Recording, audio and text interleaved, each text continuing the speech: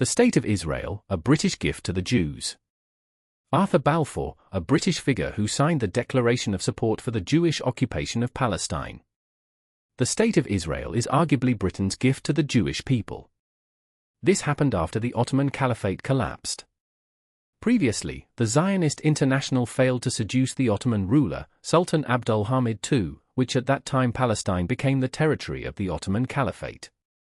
Sultan Abdulhamid issued a strong statement to the Jews: "If you pay with all the earth, I will not accept the offer.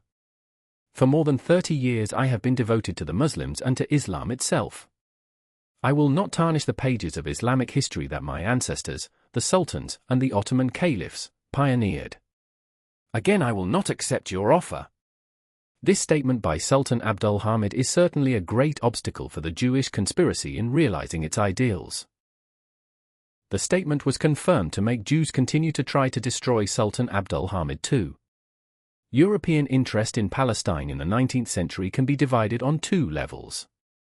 First, the political dimension among European governments because of the geographical location of Palestine is very strategic in the Arab world, Islam. Secondly, social aspirations are strongly associated with the flourishing of the idea of a crusade among Orthodox Christians and Jews for control of Jerusalem. The problem of this nation seems very complicated because the Jews want to establish a national homeland in a region with their position as a minority group among the Palestinian Arab population.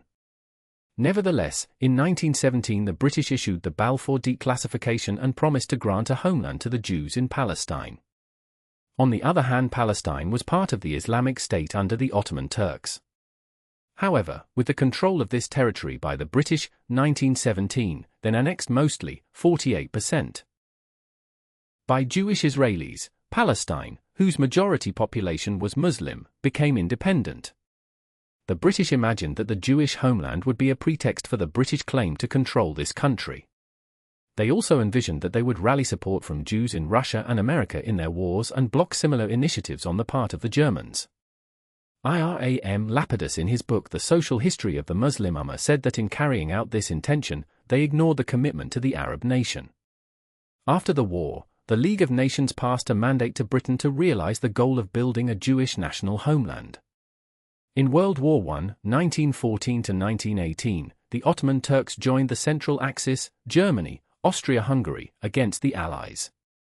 But in 1916, Britain and France conspired to divide the Middle East and famously signed the Sykes-Picot Treaty.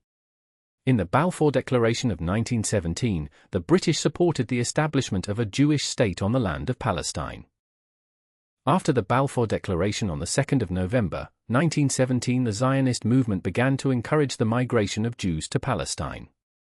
According to the decision of the First International Zionist Conference in Basel in 1897, the movement for migration and land tenure of Palestine. This movement was carried out in 5 ways as follows. First, the massive purchase of land by Palestinian Arabs to build Jewish settlements.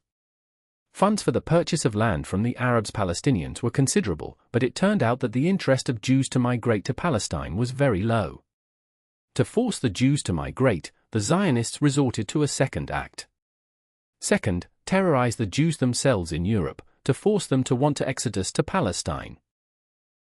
Third, the Zionists also impose an embargo on the Arab-Palestinian settlements by closing the supply lines of daily necessities and sometimes by means of intimidation, so that they fall into poverty and are forced to sell land or move away from their hometown. Fourth, in addition, Zionist terrorist groups such as the Haganah, Stern Gang, Baknak, Ergun Levi Elami, and so on, constantly carry out terror and illicit killings of Arab Palestinians in order to force them to leave their land and their homes. The action was carried out from 1920 to the present. Fifth, establish Jewish leadership in Palestine in the economic and political fields. In 1918, Palestine fell. General Allenby captured Palestine from the Ottoman Caliphate. A year later, the mandate over Palestine was officially granted to Britain by the United Nations.